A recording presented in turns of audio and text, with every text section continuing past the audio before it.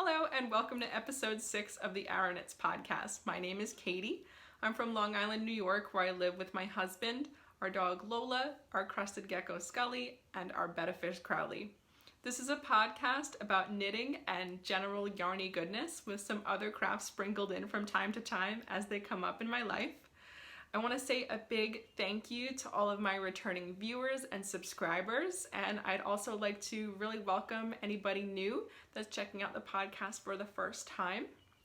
I hope that you enjoyed chatting with me today, and if you do, I hope that you consider subscribing so that you don't miss any of my new podcasts in the future. You can find me on Instagram as @ArrowKnits, and you can find me on Ravelry as knitmusic. There's also a Ravelry group for the Arrow Knits podcast where I post show notes for each episode. So there's a new thread every episode with all of the information, as well as we have a hello thread where you can say hello to me, introduce yourself. I'd love to say hi back and chat with you a little bit. There's also a questions thread where you can ask me anything. I'll do my best to answer, and you can also ask me questions in the episode threads themselves. If you feel like you have an episode specific question, that's great too. So the first thing I'd like to talk about is I have a little announcement. I'm going to be doing my very first giveaway. So I'm really excited about this, and I hope that you will be too. We just passed 100 subscribers on the channel, and I'm super excited about it. Between when the last podcast aired and today, the filming of this podcast, we're a little over 100 subscribers strong, and I think that we should definitely celebrate that. So I'm going to be hosting a giveaway over on the Ravelry group, and let me show you what I'm going to be giving away. So I'm going to be giving away this set of Knitter's Pride Dreams Symphony Wood DPNs, and it's a set of 6 different sizes of sock size needles. So it's US 0, 1, 1.5, 2, 2.5, and 3s, and they're 6 inches. I'll show you the backs, that way you can actually see the needles themselves. They are beautiful. This is an awesome set of needles. I want to just give a little bit of disclosure on how I obtained this. I actually won this myself. This was my prize from the Long Island Yarn Crawl, which I had mentioned last episode that I won a prize, but I didn't know what it was. And this is what I won. It's awesome. But I don't use DPNs to knit socks. When I first started knitting socks, I did learn to knit them on double pointed needles, but it's been years since I've used them to knit socks with, and I would rather this go to a loving sock knitter's home where it'll get used all the time, because this is an awesome needle set. So I hope nobody thinks ill of me for giving away something that I won myself, but I know in my heart that I'm not really going to use these, so it doesn't make sense for me to keep them. I'd rather see one of you have an awesome time with them. So I'm going to be giving these away, like I said, over on the Ravelry group. There are a couple rules to the giveaway. No big deal. You have to be a subscriber to the Arrow Knits podcast, and you also have to be a member of the Ravelry group. Those are the only 2 rules for the giveaway. I'm going to open a thread as soon as I post the show notes for this episode, and it'll be really clearly labeled for the giveaway. There will be a prompt, and the prompt is super easy too. All you have to do is tell me a pattern that you would think of knitting with the DPN set if you won. I thought it would be fun if we could kind of share different sock patterns. So just choose one sock pattern that you would knit with the set if you won them. And that's it. That's the only prompt. So the thread will stay open for about 2 weeks because I film every 2 weeks. So it'll go up when the video airs, and then I will take it down right when I film the next podcast. And I will just use our random number generator to choose a winner. So please no chatter over in the giveaway thread. Just post your answer to the prompt, what sock pattern would you knit with the DPN set, and that's it. It's that easy. So again, you must be a subscriber and you must be a member of the Ravelry group. So the Ravelry group, I can of course check right there if you're a member. As far as being a subscriber on YouTube, if you're chosen as the winner, of course, I will announce the winner over here on the video, on the, on the podcast. So I will not be announcing the winner on Ravelry. You'll have to check back with me on the next episode to see who the winner is. So if you are chosen as the winner, when you PM me your name and address on Ravelry, I'll just have you as well PM me your YouTube username. That way nobody's posting their YouTube usernames on Ravelry. I know a lot of times people just have their first and last names as their YouTube username, so I would never make you post that. But I'm super excited, and I hope you are too. 100 subscribers is a lot. I'm very excited. So yay! So head on over to the Ravelry group and enter the giveaway. It'll be super fun. So let's get into some knitting stuff, shall we? I have no finished objects for you this week. Sorry.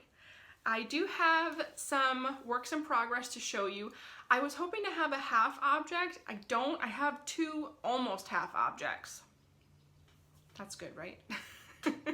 So let me show you. I don't think anybody's gonna be shocked that I'm about to show you a sock, right? I love the way these are coming out.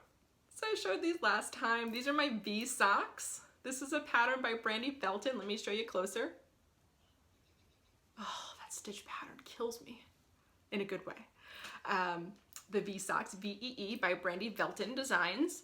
And this is knit in Long Dog Yarns, which is Brandy Felton's hand-dyed yarn. This is the mermaid hair colorway.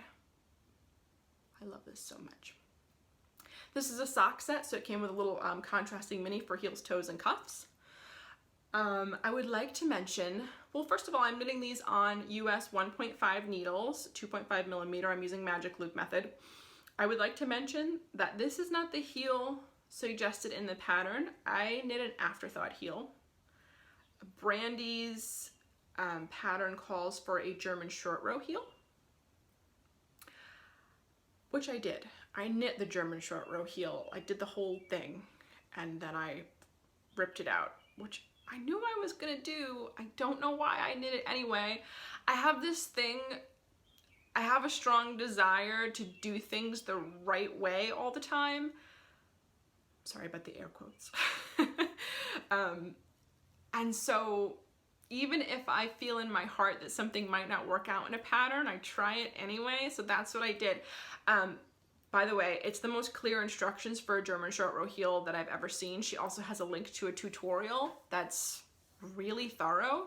I've seen some really vague German short row heel instructions before, and this is not one of them. So it wasn't that. First of all, they don't fit me well. It's not that I have a high instep, I would say, but it's decent enough that there's just not enough heel going on there for me. But mostly I don't like them because of those little holes. And I know there are techniques that can close up the holes a little bit. I've tried them. They do close up the holes, but I just don't like the way it looks. I don't know. I'm sorry. I don't. What I do like about a German short row heel is that it's very easy to just keep knitting. So let's say you weren't doing a contrasting heels, toes, and cuffs, or at least just a heel, and you were gonna do your short row heel in the same color yarn. It's the easiest heel to just go. It also takes me the least amount of time of any of the heels to do a German short row heel. But I didn't stick with it.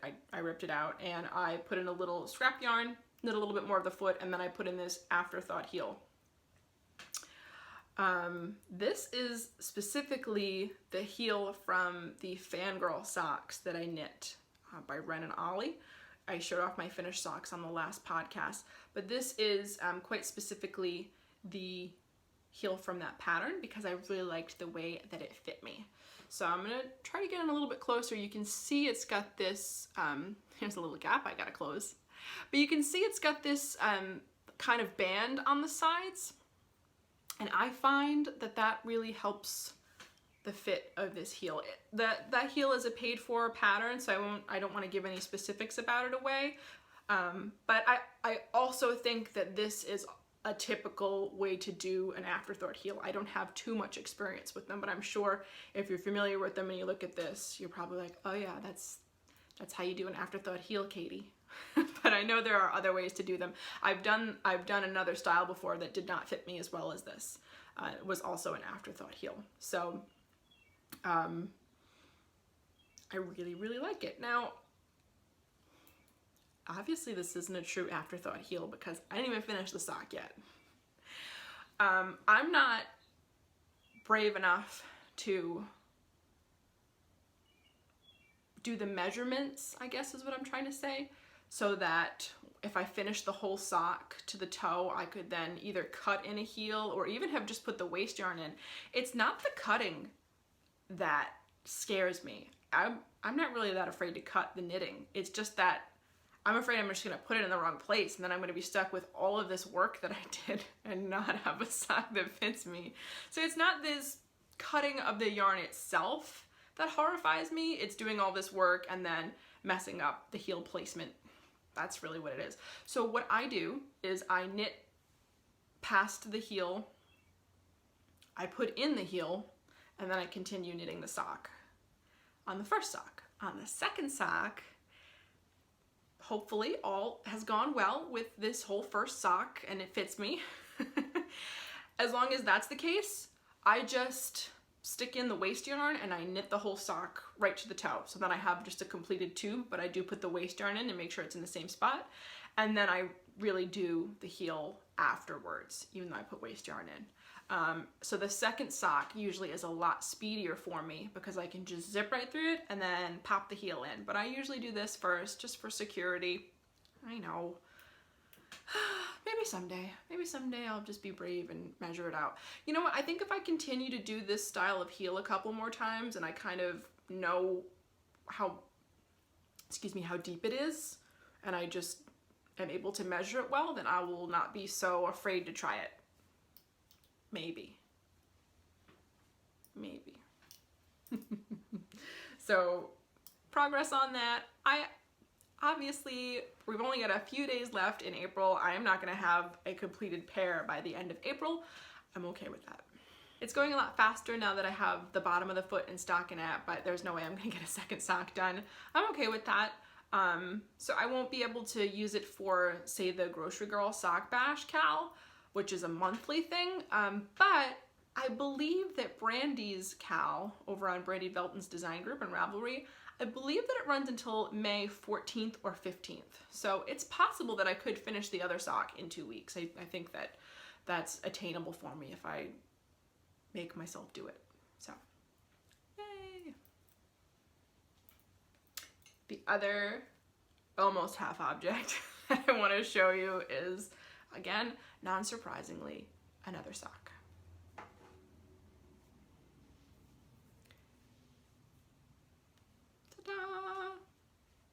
Boy, that looks really unflattering on the blocker. Maybe I should have just left it off.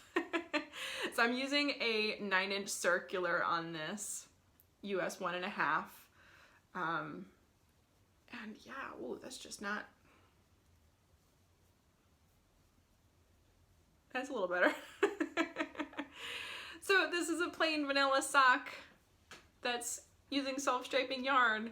And this is actually technically an acquisition. This is from Valkyrie Fibers, and this is part of her Wayward Sons Club, and this colorway is called Pudding. I messed up the gobstopper. I unwound some of the yarn and then rolled it back up into the ball, so it's not as pretty and beautiful, but I assure you that when this came to me, it was perfectly wound and looked amazing. I did this. I ruined it. It's only a 3-color stripe. It's just the gray, the blue, and the white. And it comes with this mint contrasting heels toes cuff. The mint is called What Are You Boys Up To? Oh no, it's called What Are You Boys Doing Here? And so the Wayward Sons Club, I've mentioned a few episodes ago now, is a monthly sock club. It runs for 4 months. This is the second installment, and it's based on the show Supernatural, which is one of my favorite shows. So you're probably looking at this going, that's not the colors of pudding, or it's just not reminiscent of pudding. Why the heck would you name this pudding? And it's actually the perfect name for this yarn. It's a reference to one of the episodes specifically in Supernatural, so I won't get into the details. It's probably not that funny if I tell it anyway, but the character Dean is wearing these colors. He's wearing basically a white t-shirt and blue scrub bottoms. So basically this is what he's wearing, but yeah, pudding. So if you watch Supernatural and you get it. It's just, this is hilarious and awesome. Also, I felt compelled to cast these on because I feel like these are spring colors that I can handle. Spring is not my season. I feel silly saying that, but I love the fall, I love autumnal colors, and I love bright colors too. But pastels I have a little bit of a harder time with, but when I saw this, I was like, these are spring colors I can get behind. Plus there's gray in there. I love gray. So these were the plain vanilla socks that I mentioned last time that I wanted to cast on just to have and knit whenever I could. Yeah, right. So I'm just no good at having like a backup project or having, I don't know, if I cast it on, I want to knit it, which is why I have trouble knitting multiple projects at once, even if one of them is socks. So this was supposed to be my like throw in the car sock and just a plain vanilla thing on the go. I keep knitting it. I can't stop. So I also wanted to mention to you that I am knitting these on Haya Sharps for the first time. 9-inch Haya Sharps, size US 1.5, 2.5 millimeter. I really like them. They are sharp. Normally I would not care if they were sharp or not, but when I use the 9-inch circular, just because there's not a lot of play in how the stitches move around the needle, I sort of push the point on the left with my finger, and I do find that it is sharp. It doesn't really hurt or anything crazy. It's just noticeable to me after a while that it's definitely pretty sharp. That's all I have to say about that. I really enjoy using them. For that reason alone, I guess I prefer the Chiagu 9 inches that I've been using. But I like these too, and I really wanted to have a second 9-inch circular, so I thought I'd order a different brand and just try it out. So yeah, enjoying it. Also, I'm not following a pattern for this. It's just a 1-inch 2x2 rib, 64 stitch sock, 2x2 rib for about 1 inch, plain vanilla. This is that afterthought heel I was talking about. I'm going to do the same thing where I knit the rest of this, and then the second sock I will just throw in a waste yarn and knit the whole thing. So enjoying that. I think that after I complete these 2 pairs of socks, the V socks and these pudding socks, I'm going to take a short break from socks. I know, I feel bad even saying it. I love socks. They're some of my favorite things to knit. Maybe my favorite thing to knit. I do love a hat though. But I get so sucked into knitting whatever I cast on that I'm not able to really concentrate on other things, and I mean knit-wise, I'm not able to knit other things, and I really want to. I want to knit other things. I want to knit more shawls. I want to get started on my Rhinebeck sweater pretty soon. I want to do all those things, and I feel like I'm holding myself accountable for these monthly socks, which is good, I guess, but I get like really into it, maybe too much. So I want to just take a step back from that. Also, when I complete both pairs, I will have 6 pairs for my box of socks count for the Yarngasm 2017 box of socks. And even if I finish them anytime in May, I'm still a pair ahead. So if I take like a month off once I finish them, I think that that would be fine. I'm gonna give myself a pass and just do it, so I can just focus on other things. So with that said, I have another whip to show you. and it's a shawl. Yay! It's my first light shawl, which I showed like that much of last time, but I finally got some mojo going on it, and I've knit quite a little bit. I don't know, I think I've knit quite a lot for me, being that I've got 2 other pairs of socks going. So this is living in my, well, is an essential part of any high fiber diet, my French Supply Co-tote. I want to apologize for any weird shadow that's happening on my glasses. I hope that's not bothering anybody.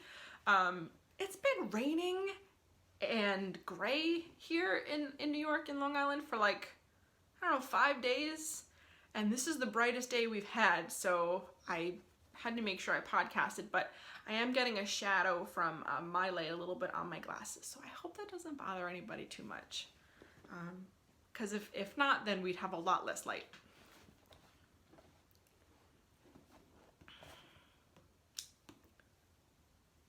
Am I holding this right? No.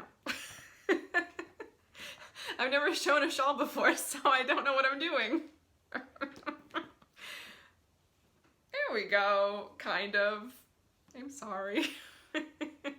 There, that's pretty good.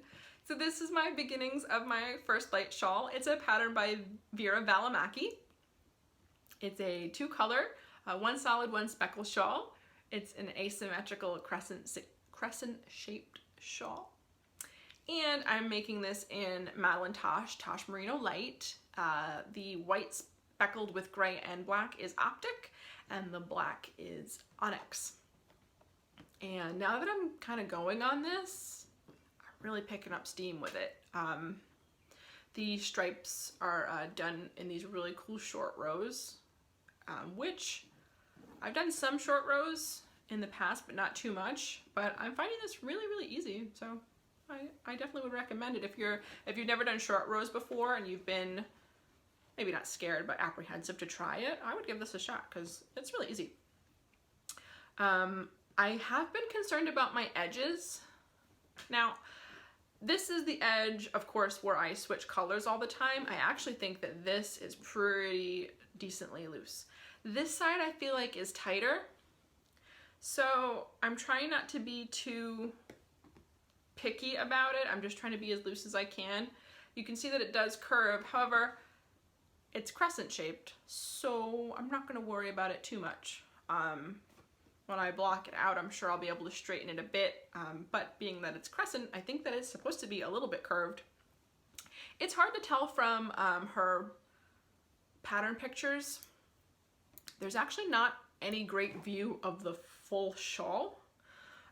It's mostly like from the side, but I've looked at other people's awesome projects, and it does look like there's curve a little bit at the top. Some people were able to stretch theirs out so that it's flat, but I don't get that vibe from her from her pattern photos. I think that it's supposed to be a little bit curvy. I'm knitting this on US 6 needles, so 4mm needles. The pattern calls for a 7, and I think when I saw you last, I was using the 7. I don't think I had switched to the 6 yet. And I had several false starts with this project, and I think it was because I was using the 7s. It was looking really sloppy to me, and I'm the kind of person that I will keep recasting it on until I like it.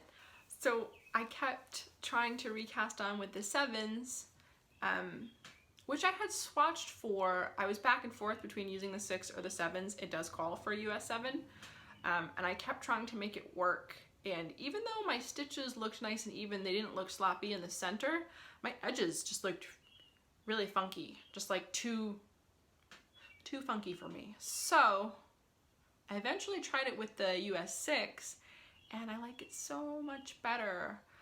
And I know that this is gonna really relax when I block it, so I'm not too worried about that. My gauge is still pretty close. There wasn't a huge difference for me between the 6s and the 7s, and I'm much happier with the way that the 6s look, with the way the fabric looks with the 6s. It's also my first project where I've gotten any good use out of my Likey, I think that's how you say it, my driftwood needle set, and I really, really like them. They are super slick for wood. I have to say. But they're also really lightweight. They're so much lighter than metal. So it's kind of an odd feeling, but I think I'm actually able to knit really fast on them, which I like. But it is weird how lightweight they are. I will keep reporting back to you about that as I use it more and more, but I'm enjoying them. So those are the 3 works in progress that I have going right now. Hopefully next time I see you, I will have at least 1 pair of socks done and a lot more progress done on my first light shawl. I would like to show you a couple acquisitions that I've gotten in the past few weeks. The first thing I want to show you is sock yarn. But, you know, it could be used in a shawl as well, so I don't want to pigeonhole that. It could be used in anything. I actually received this right before I filmed the last podcast, but because I shared the fiber share stuff, I didn't want to do this stuff as well. So it's flamingo legs. Flamingo legs, you guys. I'm so excited. This is Stranded Dye Works. This is on the Oasis base, which is 75/25 superwash nylon. And this is dyed by Amy of the Stranded podcast. Stranded is also her hand-dyed yarn business. I've talked about Amy's podcast before. I'm a huge fan. I just love her personality and I love her podcast, and I've long admired this flamingo legs colorway, and it's like peachy, and then it's like vibrant coral and black. So it's a very sort of, it's just those 3 colors with the natural and then where everything mingles. So it's so simple but so stunning. Look at those speckles. Look at those. I'm so excited that I finally got my hands on this. And I have to say, so Amy is across the pond. She's in the UK. The shipping was affordable, and this only took like a week to get to me. Like a week after I ordered it. She shipped it, I think, a couple days after I ordered it. So I am in New York, so things do tend to get to me from across the way a little bit faster, I think, because then they don't have to travel to the whole rest of the US. So I think I get things pretty fast for that reason. But still, I was super impressed. I've been wanting flamingo legs for months, I would say, and I kept not pulling the trigger. And then I think the Grocery Girls mentioned it on their podcast, and then everybody went crazy for flamingo legs, and it was hard to get a hold of, and I was really kicking myself because I've been watching Amy's podcast for months and months, and I could have very easily just grabbed one, but I am super, super excited for her that her business is taking off.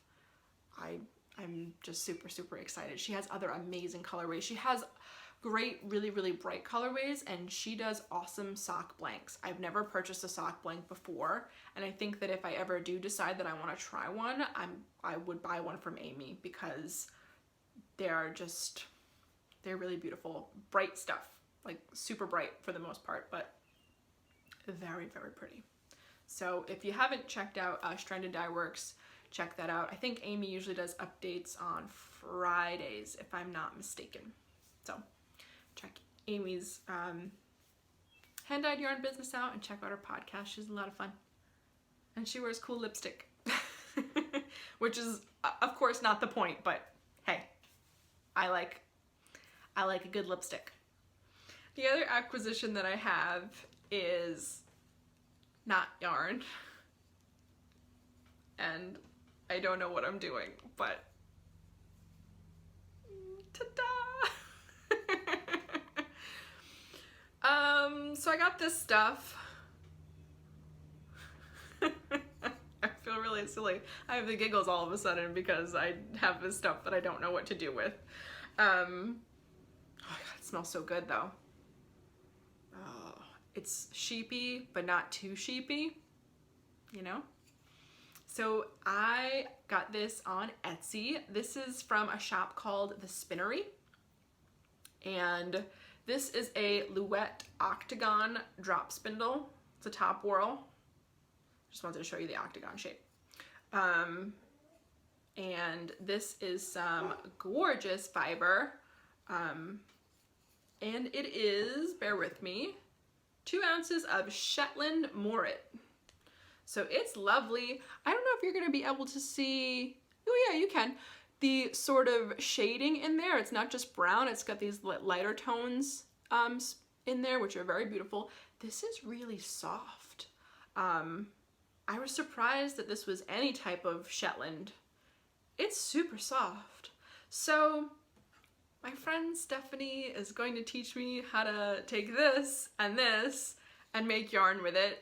Actually, she's going to teach me today. After I'm done filming, I'm going to meet her at Starbucks and she's going to attempt to teach me how to do this. I'm a little bit nervous because I feel like this is something that may not come naturally to me. There are a lot of things that I try that end up coming naturally to me, and I feel very lucky for that. I do not feel that this will be one of them, but who knows? I'm eager to learn. I love learning new crafts. I love learning new skills. So even if I'm not really great at it, that's okay. I just want to know how to do it. Just really want to know how to do it. So very excited. I will show you next time. I will show you next time no matter how it looks. How about that? I will make a deal with myself and with you that no matter what it looks like as I'm spinning it, I will show you my progress, because I think that it's really important to share actual mistakes and progress. As a teacher, I think that's really important to share with your students. When you're maybe something is challenging for you, or something that you have was challenging for you and now isn't anymore. So I'm going to show you what this looks like as I'm spinning it, no matter what it looks like. What else? That's it for acquisitions, actually. I want to show you a pattern. I'm going to insert a picture here. I normally don't, but I'm not going to be able to describe this and do it any justice, that's for sure. There's a pattern coming out next Wednesday, May 3rd. It's a shawl pattern, and it's called Saturate. The pattern page is up on Ravelry. You can't buy it yet, but you can check it out. And it is by Mara Catherine Briner. And she is the awesome designer behind the Rose City Rollers socks that are super popular. I've never made a pair, but I definitely will with sock leftovers. I'm definitely going to. I tend not to make shorty socks from the get-go with a new skein of yarn, but I want to with leftovers. Does that make sense? Anyway, this shawl, one of my goals is to knit a huge, colorful shawl, like one of the West Knits pieces, or I've thought about doing a Find Your Fade, maybe something like that. It's just one of my goals. I want to. I see everybody doing it and throwing caution to the wind and putting all these colors together that I would never put together, and I'm jealous and I want to do it. So this shawl, I think, is the perfect thing for me. It is a half circle shaped shawl, and again, I'm going to put a picture up to show you, but it's a half circle, and it uses 5 different colors. You can either do a gradient, or you can do colors that melt into each other. So it doesn't necessarily have to be a gradient, but you do want colors that kind of have a go-between. So, and it's got fringe. Do you see the fringe? I haven't done fringe since I did a giant crochet bedspread when I was like, I don't know, 14. But I remember that it's very time consuming. But it makes the shawl, because even the fringe goes in the gradient that you knit the shawl in. So it's just, I think it's very unique. I also am very interested to learn her color melting technique. It does look a little bit different from the other stuff I've seen out there that uses color melts for speckles. So I'm really interested to see what that is. Maybe it's not different. Maybe it's just my eyes tricking me with the colors. But I'm super excited. So I want to show you what I have, and I've been sort of agonizing over this, and I wanted to share it with the podcast because maybe it's just me. I have a whole bunch of club colorways from Hedgehog Fibers from their sock club, and I think that they would go together really well for a huge funky shawl. Now, disclaimer, I opened up all of these skeins and laid them out, so when I retwisted them, I loosely retwisted them, and I don't want you to think ill of Hedgehog Fibers because they have the most perfectly twisted, skinny little skeins. They're so beautiful. So I did this. I did this to them. I don't want you to be like, oh, Hedgehog Fibers. This was me. I don't even know if I can hold these all up. Bear with me. Let me get these. Oh, darn my tiny hands. Okay, wait. Okay, oh, okay, this is working, sort of. There we go. These are the 5 colors that I'm thinking of. Let's see if there's got to be a better way to show you. Maybe I can hold them like this, like a yarn baby. Oh, this is not working out. I apologize, dear viewers. Oh, okay. There we go. So my problem is that I would prefer to go from light to dark. So these 3 colors do that very well. But then there's these guys. Now I think that these 2 go with each other very well, but I'm not married to them with the rest of the group. So if I did this, I would like this sort of sequence, but then it'd be going from dark to mid to the lightest, even though I have a feeling this will actually have a lot of color in it, even though it's got white, to a mid to another saturated. I don't know. I don't know what to do. If I would like this to be my last color because I like it personally so much better than the blue, and this is sort of the color that pops out the most is at the bottom. So if I start with the blue, I believe it'll be the color that I use the least, which I think this is really pretty. It's just not as much my personality as the rest of them. Again, these were club colorways, so I didn't know what I was getting. I love them all. I can't hold on to these anymore.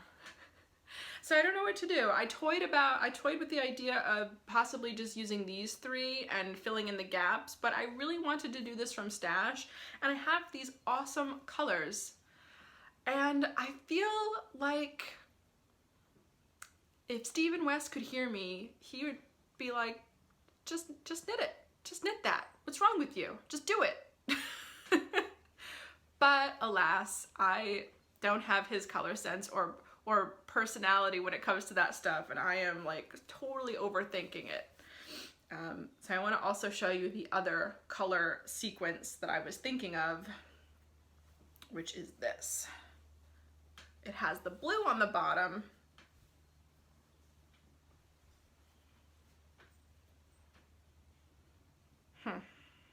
I'm unsure. I just don't know. So if you're watching this and you have an awesome idea of the order that I could put these colors in that I haven't thought of, or here we go, there you can see them a little bit better, please leave me a comment. I've also posted this on my Instagram. There's a post with all of these skeins opened and dangling from a chair, because you can see the color variations. Hedgehog Fibers have so much color kind of hiding inside them, so you really have to open them up to see everything, which is why I'm glad that I sort of twisted them more loosely. Oh, look how cool that combo is.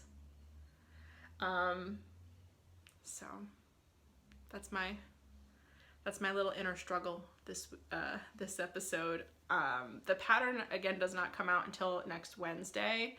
I've also toyed with purchasing a kit for it. I actually tried to buy the Tanis Fiber Arts had amazing kits. She had a cool kit, cool toned kit, and a warmer toned kit. And I tried to buy the cooler toned kit, but it's sold out. I had it in my cart, but it's Etsy. So if you've ever tried to buy something like that from Etsy, you know that it doesn't matter if it's in your cart.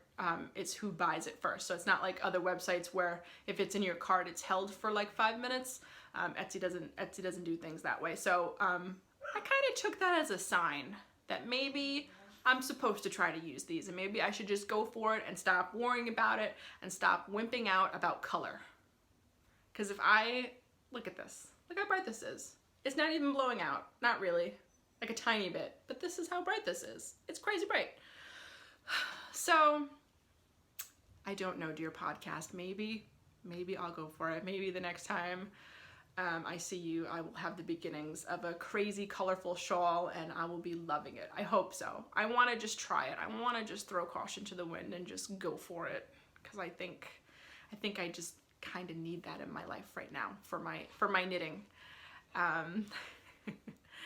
So before I leave you, I want to mention a podcast that I've been watching. For the past couple of weeks, I have been doing lots of sort of rearranging in my house and in my little craft room that I film in here. My husband was on vacation a couple of weeks ago. He had a week off, so we did a lot of rearranging. We used to share this room for our sort of hobbies. Andrew has a lot of books, and now we don't share this room. He has his own little area now in another room downstairs. So now I have this whole room. Very, very exciting. But anyhow, I haven't been watching that many podcasts the past couple of weeks because I've kind of been spending any extra time that I had sort of cleaning, scheming, planning, building cabinets, building shelving units, buying lamps, that kind of thing. So I haven't been watching that many podcasts. I haven't picked up any newer podcasts lately to share with you, but I do want to share with you one podcast that I watch a lot and that I'm sure many of you already watch, but if for some reason you don't, please check out Jacqueline of the Brooklyn Knit Folk podcast. Again, I'm sure that many of you already watch her, but if you're not aware of her, she is super down to earth.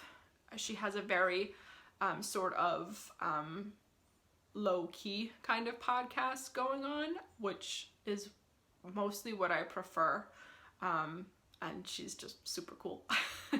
But she does lots of sewing as well. She's a beginner sewer, but she's like not afraid to sew, and I admire that very much about her. She right now is doing a quilt along, which I kind of wanted to do, but I am just not ready for that yet, and I have so much knitting planned that I just felt like it would have been way too much of an undertaking. But go check out Jacqueline's Brooklyn Knit Folk podcast. She's really informative as well, and she's super open about how her projects are going, what she doesn't like about them, what she does like.